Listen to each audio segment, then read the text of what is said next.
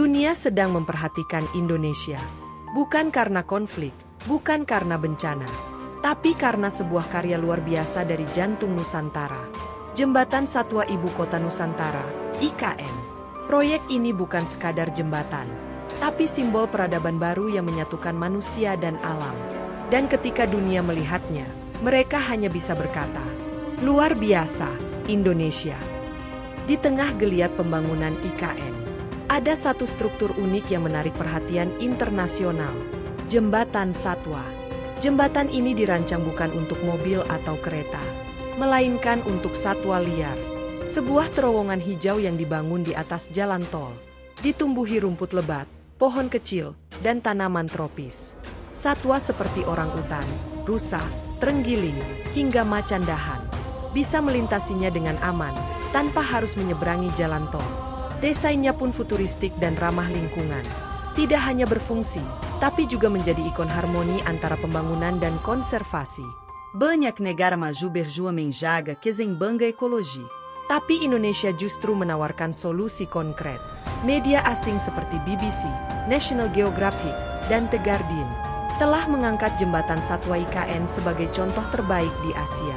Para aktivis lingkungan dari Eropa menyebutnya langkah besar yang jarang dilakukan negara berkembang. Bahkan beberapa universitas di Jerman dan Belanda mulai memasukkan konsep IKN ini sebagai studi kasus.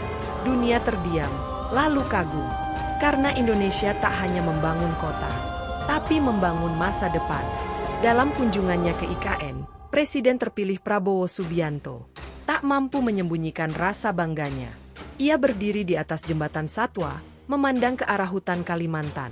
Dan berkata dengan mata berkakak-kakak, inilah Indonesia yang kita cita-citakan. Maju, hijau, dan menjaga alam serta isinya. Momen itu viral. Foto Prabowo di tengah Jembatan Satwa diunggah oleh berbagai media luar negeri dan disebut sebagai presiden dengan visi ekologi. Rasa haru itu bukan hanya milik Prabowo, tapi milik kita semua.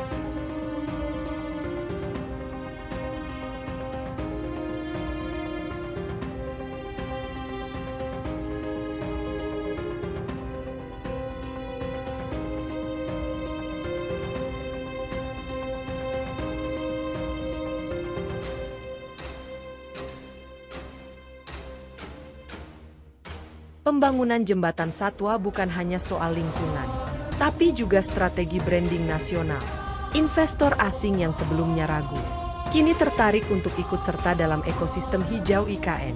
Wisatawan ekowisata meningkat. Kalimantan dipandang sebagai surga baru bagi pecinta alam. Bahkan ada rencana menjadikan area Jembatan Satwa sebagai lokasi dokumenter oleh Discovery Channel. Indonesia tak lagi hanya dikenal karena Bali dan Candi Borobudur, tapi juga karena komitmennya terhadap kehidupan liar dan alam tropis. Jembatan Satwa hanyalah awal. Pemerintah dan otorita IKN berencana membangun jembatan serupa di beberapa titik strategis, serta menjadikan IKN sebagai kota hutan pertama di dunia. Dengan konsep Smart Forest City, Indonesia ingin menunjukkan pada dunia bahwa teknologi dan alam bisa bersatu. Bahwa pembangunan tak harus menghancurkan, tapi bisa menyembuhkan. Dari tengah hutan Kalimantan, sebuah jembatan menghubungkan dua dunia, dunia manusia dan dunia satwa.